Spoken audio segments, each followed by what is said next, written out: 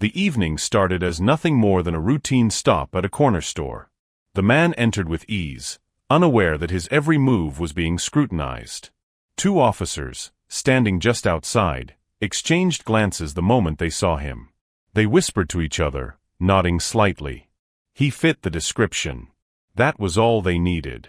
Their approach was swift, aggressive. They moved with the confidence of men who had never been questioned, who had learned that authority was unquestionable.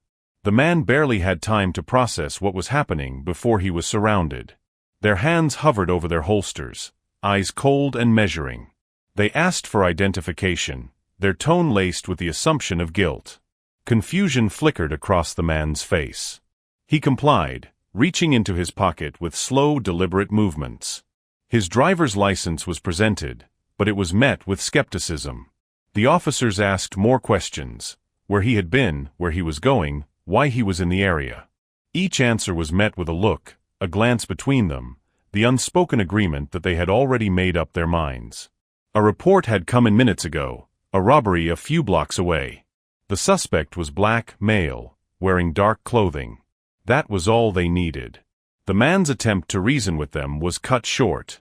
One officer grabbed his arm, twisting it behind his back with unnecessary force. His other hand pressed against the back of the man's neck, forcing him forward. The bystanders outside the store froze.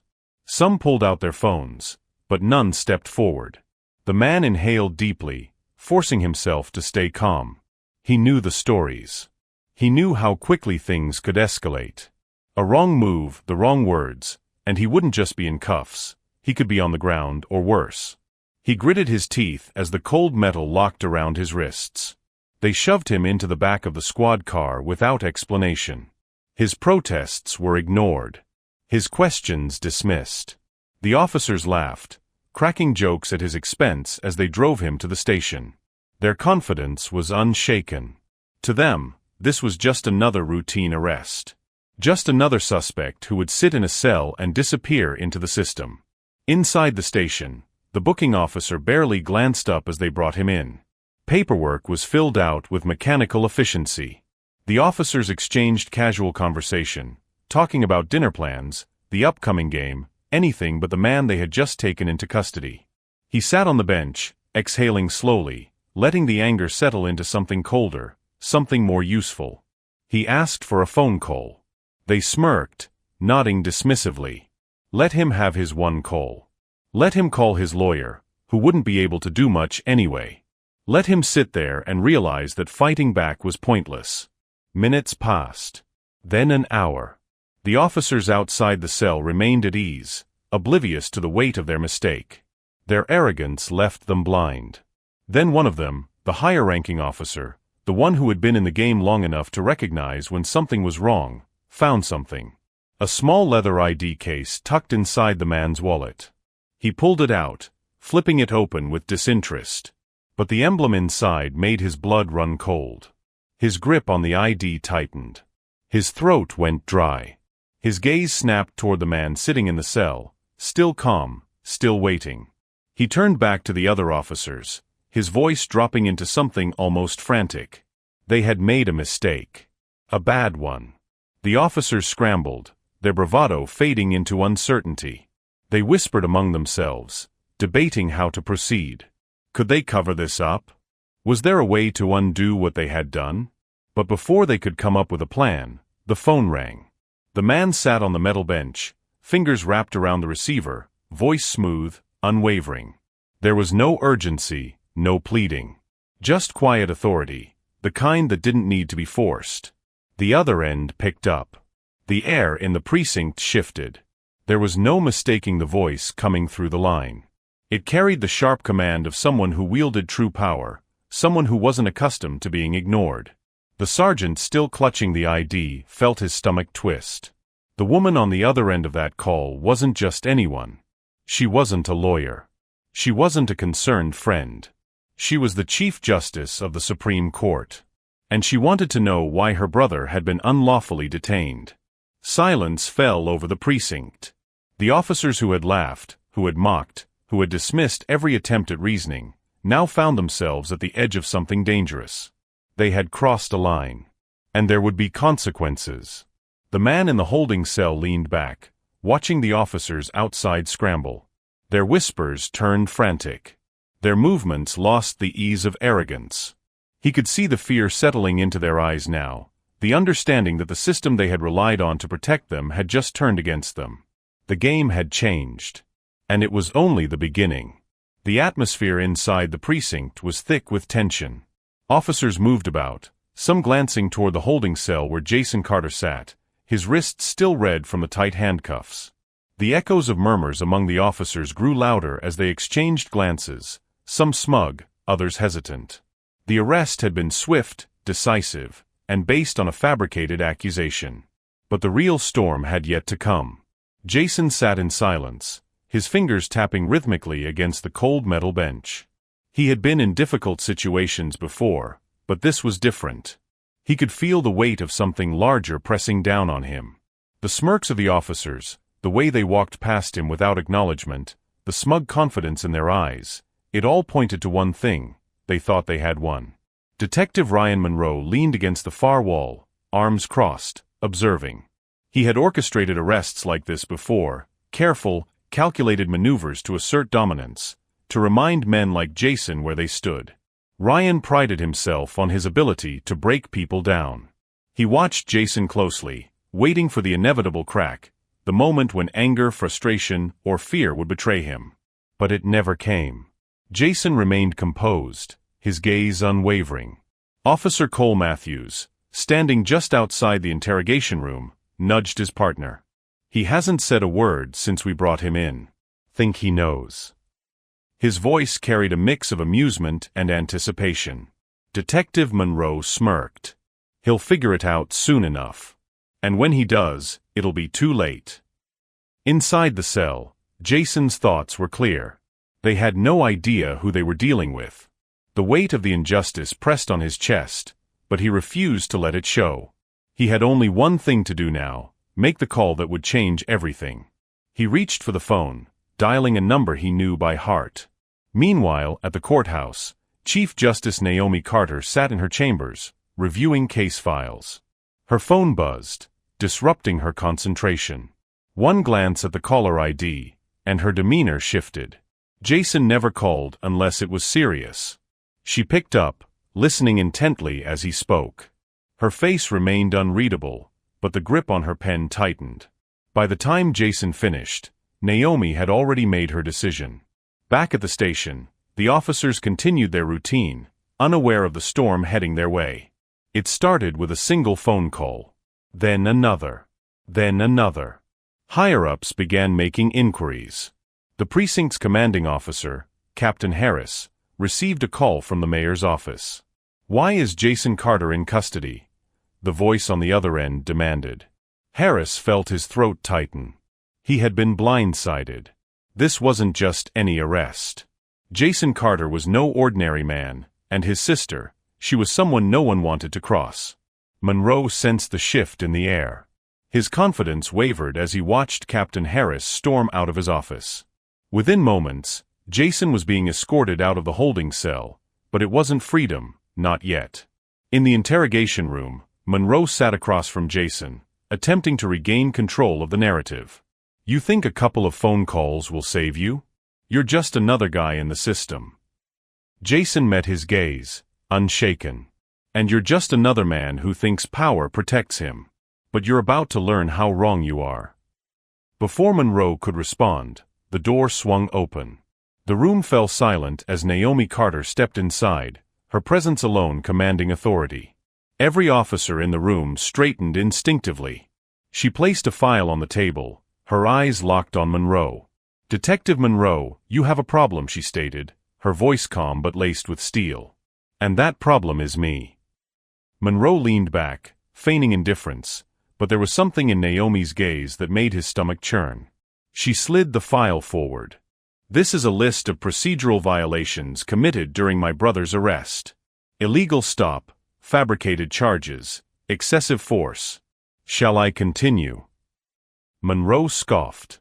"You think you can just walk in here and dictate how we do our jobs?" Naomi didn't blink. "I don't need to dictate. I simply need to expose. Harris stepped forward, his expression tight. Justice Carter, I assure you, we're looking into this. She cut him off. No, Captain. You're going to fix this. Now. The weight of her words settled over the room. Monroe shifted, his confidence eroding under Naomi's unrelenting gaze. He had thought he was untouchable, but he had underestimated her. The next few moments were a blur. Jason's release papers were signed. Officers who had smirked at his arrest now averted their eyes. The station that had once been filled with quiet satisfaction now buzzed with tension. Monroe sat frozen, his mind racing. This wasn't supposed to happen. As Jason stepped out, Naomi walked beside him, her heels clicking against the floor in a rhythm that echoed finality. At the precinct doors, she turned back once, her expression unreadable. This isn't over, she stated. For any of you. And with that, they were gone. The weight of what had just transpired lingered, a warning of what was to come. Inside, Monroe clenched his fists. This wasn't over. Not by a long shot. The weight of the past few hours hung heavy over the police station, each ticking second adding more pressure to an already volatile situation. The officers involved in the wrongful arrest were growing restless, realizing that their actions were spiraling into consequences beyond their control. Some still clung to their belief in their authority, unwilling to accept that they had made a mistake, while others began to sense the walls closing in. The wrongly accused man sat in the holding cell, his breath steady but his mind racing. The realization that he had been profiled, humiliated, and treated like a criminal despite having done nothing wrong burned into his thoughts. The anger was there, simmering just beneath the surface, but he refused to let it consume him. He had spent his entire life walking a tightrope, knowing that a single misstep could cost him everything. But now, this wasn't just about him. This was about the principle, about every other black man who had been subjected to the same treatment with no recourse, no justice. Meanwhile, the officers outside the cell exchanged nervous glances. The call he had made to his sister had changed everything. No longer was he just another anonymous detainee. He was connected to someone powerful, someone who had the authority to shake the entire department if necessary. The tension in the air thickened as whispers circulated. The officers involved in his arrest weren't just worried about bad press. They were beginning to worry about their careers, their futures. They had made a mistake, and the fallout was coming. As the Chief Justice's car approached the station, the officers in charge of the arrest scrambled to determine their next move. Should they double down, fabricate a more convincing lie? Or should they cut their losses and hope that the right words could smooth things over? Their indecision was written across their faces, betraying their internal conflict. Some were arrogant enough to believe they could talk their way out of this, while others knew better. The moment the Chief Justice stepped inside, the room went silent. She exuded authority, her presence commanding attention without the need for words. Her expression was unreadable, but her eyes scanned the room with piercing intensity, dissecting the situation before her. The officers responsible for her brother's arrest shifted uncomfortably under her gaze. They had been trained to read people, to recognize threats, and right now, she was the biggest one they had ever faced. She wasted no time. Her voice, though controlled, carried a sharpness that cut through the station's usual air of dominance. She laid out the facts, systematically breaking down their actions, pointing out every procedural violation, every lapse in judgment. She had no need for theatrics. The truth was damning enough. The officers stammered through their weak defenses, their carefully constructed authority unraveling under the weight of accountability. Some attempted to argue, to salvage what little control they had left.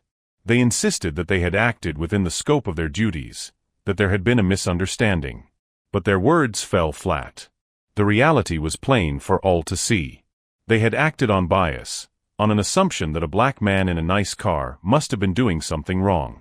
Their justifications, their excuses, all rang hollow in the face of cold, hard facts. One officer, younger than the others, had remained quiet throughout the exchange. Unlike his colleagues, he was not blind to what had happened. He had been a bystander to the arrest, watching it unfold with unease but saying nothing. Now, as he stood in the presence of someone with real power, someone who could actually hold them accountable, He felt the weight of his silence crushing down on him. He hesitated, his conscience warring with his loyalty to his colleagues, to the system he had sworn to uphold. Then, in a moment of clarity, he spoke. His voice was shaky but firm as he admitted what had happened, detailing the truth without embellishment or omission. The room shifted, the remaining officers glaring at him with a mixture of betrayal and disbelief. But he didn't waver. He had seen too much, had felt the growing unease of working within a system that allowed such injustices to thrive. The words spilled out, condemning those who had initiated the arrest, exposing the truth for what it was. With the undeniable reality laid bare, the Chief Justice turned to the commanding officer, the one who had sanctioned the arrest. There was no escape, no plausible deniability left. The consequences were set in motion. The officers involved would face disciplinary actions, suspensions, perhaps even firings. But more importantly, this moment would serve as a warning, a shift in the tides. No longer could they operate with impunity, shielded by the badge and the unwritten rules of silence and protection. As the wrongly accused man was released, the relief he felt was overshadowed by the lingering frustration, the knowledge that this would not be the last time something like this happened. But as he stood beside his sister, watching the crumbling facade of unchecked authority around him, he knew that at least this time, the system had not won. The Chief Justice did not offer them any parting words, no grand speeches. Her mere presence had said enough. As she led her brother out of the station, she left behind a stark reminder: the era of unquestioned power, of racism disguised as law enforcement, was coming to an end. And for the officers who had believed themselves untouchable, the lesson was clear: accountability was no longer just a possibility, it was inevitable. The tension inside the courtroom was suffocating. The moment the defendant was escorted in, the weight of what was about to unfold pressed down on everyone present. The officers sat rigid, their expressions unreadable, but the flicker of unease in their eyes betrayed their growing apprehension. They had operated in the shadows, convinced of their impunity. Now the light was turning on them, and there was no place to hide. The judge took her seat, her gaze sharp and unwavering. She had seen corruption manifest in many forms, but this case was personal. The man standing accused wasn't just another officer who had abused his power, he was a symbol of everything she had fought against her entire career. The arrogance, the entitlement, the belief that the law was a shield rather than a responsibility. That belief was about to be dismantled, piece by piece. The prosecution wasted no time. They presented a series of damning evidence, each revelation landing like a blow. Video footage showed the wrongful arrest, the excessive force, the contemptuous disregard for protocol. Witness testimonies painted a picture of systemic abuse, a culture of silence that had allowed injustice to thrive. Every detail exposed another layer of corruption, and the walls began to close in around the defendant. The defense attempted to pivot. They painted their client as a man under pressure, forced to make difficult split-second decisions. They appealed to the jury's emotions, to the sanctity of law enforcement. But the evidence was too overwhelming. The jury wasn't buying it, and the defendant knew it. The smug confidence he had worn like armor was beginning to crack. Then came the moment that shifted everything. The judge, after reviewing the case in silence, leaned forward. Her voice, steady and controlled, carried across the courtroom like a hammer striking an anvil. She detailed the implications of the officer's actions, the lives affected, the trust shattered. And then she laid down the verdict: guilty on all counts. A ripple of reactions spread through the courtroom. The prosecution remained composed but victorious. The defense, defeated, slumped into their chairs. The defendant, once untouchable, now stood exposed, his future uncertain. The officers in the gallery exchanged glances, understanding that this was more than a single conviction, this was a warning. The system that had protected them for so long was shifting, and there was no guarantee they would emerge unscathed. The judge gave her final remarks, ensuring that justice was not just served but made an example of. The weight of accountability bore down on the guilty, while the innocent finally saw a glimmer of hope. The gavel fell, marking the end of the trial but the beginning of a new chapter, one where power and privilege would no longer go unchecked. The tension inside the precinct had escalated to a breaking point. The officers who had orchestrated the wrongful arrest were now scrambling as the truth inched closer to the surface.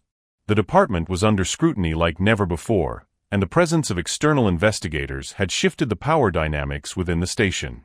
Some officers still clung to the belief that their authority would shield them, while others had begun to distance themselves from the corruption that had long festered within their ranks. The officer at the center of it all, Sergeant Cole Matthews, had spent his entire career operating under the assumption that he was untouchable. He had built his influence within the department through intimidation and alliances with higher-ups who valued silence over justice. But this time, things were different. The name Carter carried weight, and the realization that the man they had arrested was the brother of the Chief Justice had shattered the illusion of control Matthews once held. He had miscalculated, and now the walls were closing in. The Chief Justice had made it clear, she was not just going to secure her brother's release. She was going to dismantle the entire system that had allowed this abuse of power to happen in the first place. Investigations were underway, files were being pulled, and testimonies were being gathered. Officers who once stood beside Matthews were now contemplating whether loyalty to him was worth their careers. Some had already started talking, eager to distance themselves before the hammer came down. Matthews sat in his office, jaw clenched, as he reviewed the statements that had been compiled. He could feel his influence slipping through his fingers. His attempts to spin the narrative had failed. He had tried painting Carter as a suspect, tried claiming resistance, but every piece of footage, every witness account, and every recorded statement contradicted his lies. He had underestimated who he was dealing with, and now he was facing consequences he had never anticipated. Meanwhile, inside the holding cell, Carter sat with a calm that unnerved the officers assigned to watch him. He knew justice was coming. He had faith in his sister, but more than that, he knew this was bigger than just him. This wasn't about clearing his name, this was about exposing the truth, about making sure this never happened to anyone else. The look in his eyes unsettled those who had placed him there. He wasn't afraid. He wasn't broken. He was waiting. Outside the station, the media presence had grown. Reporters were camped outside, eager for any updates. Leaks from within the department had begun to surface, revealing not just the wrongful arrest but the systemic failures that had allowed officers like Matthews to operate unchecked for years. The press conferences had shifted from questioning Carter's innocence to demanding accountability from the police force. Public outrage was mounting, and city officials were beginning to feel the pressure. Inside the interrogation room, internal affairs had begun their questioning. Officers who once believed they were safe were now faced with evidence that was impossible to refute. The web of corruption was unraveling, and those who had once wielded power without consequence were now faced with the reality of their actions. Some officers held firm, refusing to speak, believing that silence would protect them. Others, seeing the tide turn, began to cooperate, offering details that only deepened the department's crisis. Matthews knew he had limited options. His alliances were crumbling, and the narrative he had tried to control was slipping away. Desperation began to take hold. He needed leverage, needed a way to turn the tide back in his favor. But no amount of manipulation could undo what had already been set in motion. The Chief Justice had made it clear, this was not just about her brother. This was about every person who had suffered under the abuse of authority. And she was not going to stop until justice was served. As the night stretched on, the department found itself in a state of unease. The usual air of dominance had been replaced with uncertainty. Officers whispered amongst themselves, speculating on what would happen next. Some feared they would be next, others hoped this would be the moment real change finally took hold. And as the first wave of suspensions was announced, as the first officers were placed under investigation, it became clear, this was only the beginning. The reckoning had arrived, and there was no turning back. The fallout from the wrongful arrest had escalated beyond control. The walls of the precinct, once a haven for unchecked authority, now felt like a cage tightening around those who had been complicit in the act. Officer Greg Turner sat in the dimly lit conference room, his fingers twitching against the cold surface of the table. The weight of the internal investigation bore down on him. He had always believed the system would protect its own. That belief was unraveling fast. Across the city, the Chief Justice received updates in real time. Every report, every interview, every piece of evidence compiled into a case that could shake the entire police force to its core. She had seen corruption before, but this was personal. The moment her brother had made that fateful call from his holding cell, everything changed. She was not just a figurehead in a black robe. She was now a force ready to dismantle the rot within the system. At the precinct, Lieutenant Harris paced outside the interrogation room, his mind racing through damage control strategies. The public outcry had reached a boiling point. The media had latched onto the story with relentless fervor, and the mayor himself was demanding accountability. The officers involved were no longer just dealing with departmental reprimands. They were facing possible criminal charges. Harris had always thought himself untouchable. That illusion was now fracturing. Meanwhile, in a high-rise office overlooking the city, the district attorney reviewed the evidence meticulously. The video footage, the recorded calls, the inconsistencies in the arresting officer's statements, all of it painted a damning picture. There was no plausible deniability left. The calls for justice were not just public outrage, they were becoming an undeniable legal reality. In the courtroom, tensions were palpable. The judge presiding over the case was not one to be swayed by political pressure, but the sheer magnitude of the situation made it impossible to ignore. The defense attorneys for the officers scrambled to find a strategy that could mitigate the damage. But there was no escaping the fact that they had arrested a man based on nothing more than their own prejudices. The prosecution was ruthless, presenting undeniable proof of racial bias and misconduct. As the trial commenced, the testimony from witnesses painted an even bleaker image of the events that had transpired. A civilian who had recorded part of the arrest described the officers' aggression, their dismissive attitude toward the suspect's identification, and their blatant refusal to verify his claims before hauling him into custody. Another witness, a young black lawyer, recounted how she had been ignored when she tried to intervene. The courtroom remained silent, absorbing each damning revelation. Back at the police department, officers who had long turned a blind eye to injustice now found themselves caught in a storm they could not escape. Some whispered among themselves, wondering if they should come forward with what they knew. Others doubled down, convinced that backing their fellow officers was the only way to survive. The department was fracturing, and with it, the illusion of unity that had protected men like Turner and Harris for years. As the case progressed, the Chief Justice made a bold move. She called for an independent review of police conduct, ensuring that this case would not be an isolated incident but the beginning of systemic change. The officers on trial were no longer just fighting for their freedom. They were fighting against the collapse of a system that had shielded them for far too long. The final day of testimony brought the most damning evidence yet. A leaked internal memo showed that officers had been warned about racial profiling complaints multiple times, yet nothing had been done to curb the behavior. The chief of police sat stone-faced as the memo was read aloud in court, knowing that his own position was now in jeopardy. When the verdict was finally read, the courtroom held its breath. The officers found guilty. The decision sent shockwaves through the department and beyond. For the first time in years, there was a sense that justice had not just been a word thrown around to appease the public, it had been served. As the Chief Justice stepped out of the courthouse, cameras flashed, reporters shouted questions, but she remained steady. This was not the end. This was merely the beginning of something bigger. Change had begun, and she would see it through to the very end. The city was restless, an undercurrent of tension running through its streets. In a quiet police precinct, where whispers carried more weight than reports, the fallout of the case had begun to fracture alliances. Officer Bradley and Sergeant Miller sat in the dimly lit briefing room, their eyes scanning the scattered documents that lay before them. The walls of their perceived invincibility had begun to crack, and panic was setting in. Bradley, a man known for his unchecked authority, clenched his fists. His badge had shielded him for years, granting him a sense of power that he had never questioned. But now, everything was changing. He could still hear the judge's voice ringing in his ears, her unwavering presence challenging everything he had stood for. She had not only survived his attack, but had turned the tide against him in a way he had never anticipated. The humiliation burned deeper than any disciplinary action could. Miller, the more calculating of the two, had always known that their unchecked behavior would one day catch up with them. He had spent years manipulating the system, ensuring that complaints were buried and evidence disappeared. But now, the spotlight was on them.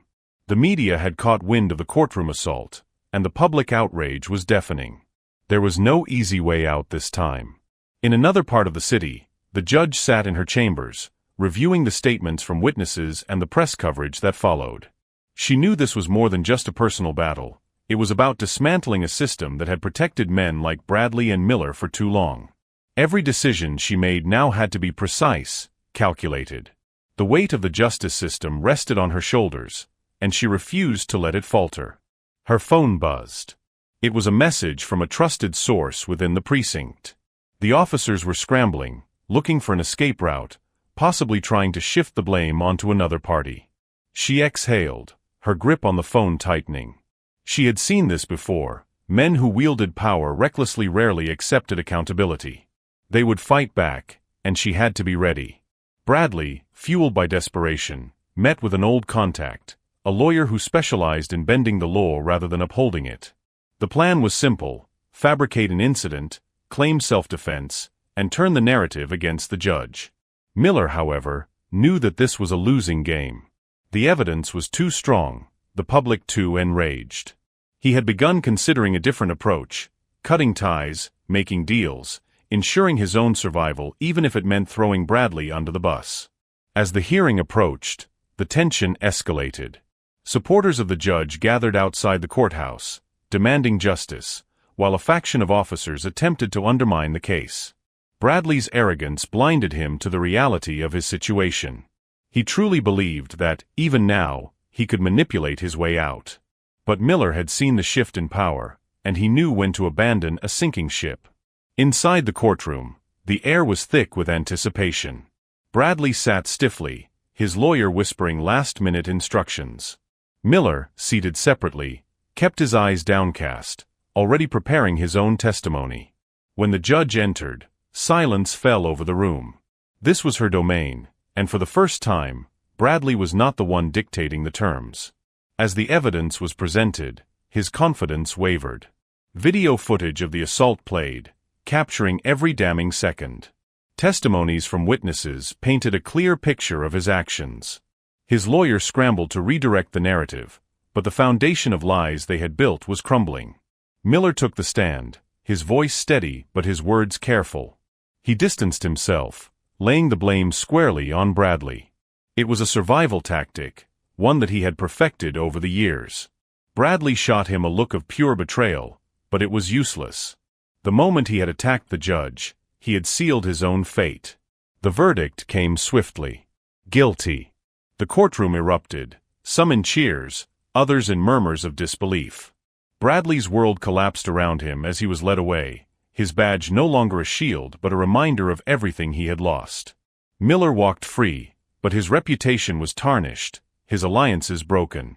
He had survived, but at what cost? The judge stood, watching as justice was finally served. This was not the end. There would always be more battles to fight, more corruption to dismantle. But tonight, she had won. And that was enough. The courtroom had become the center of a storm that had been building for months. The wrongful arrest of a black man had set off a chain reaction of corruption, cover-ups, and systemic abuse finally coming to light. Now, as the final proceedings began, the weight of justice loomed over everyone present. The judge, firm and unshaken, prepared to deliver the final blow that would determine the fate of those responsible. The police officers involved in the wrongful arrest sat rigidly in their seats, their faces devoid of the arrogance they once carried. The Chief Justice, the man's sister, had meticulously orchestrated their downfall, ensuring that every single lie, every abuse of power, and every attempt to manipulate the system had been exposed. The courtroom was filled with tension, the public, the media, and legal representatives waiting for the moment that would either restore faith in justice or confirm the cynicism many already held. Throughout the trial, the officers had attempted to justify their actions, their defense team weaving a narrative of misunderstandings and procedural missteps rather than intentional wrongdoing. But every piece of evidence had told a different story. Surveillance footage, testimonies from fellow officers too disgusted to remain silent, and internal memos revealing the systemic targeting of black individuals had painted an undeniable picture of deep-rooted corruption. The Chief Justice had remained composed, watching as the lies unraveled, as the once powerful men who had thought they could act without consequence squirmed under the weight of undeniable evidence. Her brother, once just another faceless victim of a corrupt system, was now the symbol of a turning point. His resilience, his refusal to be silenced, had led to this moment. The prosecution delivered its final statements, reminding the jury that this was not just about one man but about a system that had allowed such injustices to persist. They spoke of the decades of abuse, of the families torn apart, of the innocent lives forever altered because of unchecked authority. The jury listened, their expressions a mix of solemnity and understanding. The defense, knowing they had lost, could do little but grasp at technicalities, their arguments weak and unconvincing. As the judge prepared to deliver the verdict, the tension in the room reached its peak. The officers, who had once walked with impunity, were now faced with the reality they had long avoided. The Chief Justice, her voice unwavering, declared the sentences. Convictions on multiple counts of false imprisonment, obstruction of justice, abuse of power, and racial discrimination. The lead officer, the one who had initiated the wrongful arrest, was given the harshest sentence. His face twisted in shock and fury, unable to comprehend that, for once, he would face consequences. Gasps echoed through the room. The families of other victims held onto each other, some weeping, some smiling, knowing that this verdict meant hope for future cases. The media captured every moment, headlines already being crafted to mark this historic ruling. As the officers were led away in handcuffs, the Chief Justice finally allowed herself a moment of quiet victory. She turned to her brother, who met her gaze with gratitude and pride. They had fought, and they had won. But they both knew that this was just the beginning. The battle against systemic injustice would continue, and they would be ready. The courtroom emptied, but the echoes of justice rang through its halls. The people who had gathered carried the weight of the moment with them, their conversations filled with hope and determination. The Chief Justice, walking beside her brother, knew that while today had been a victory, tomorrow would bring new challenges. But for now, justice had prevailed, and that was enough.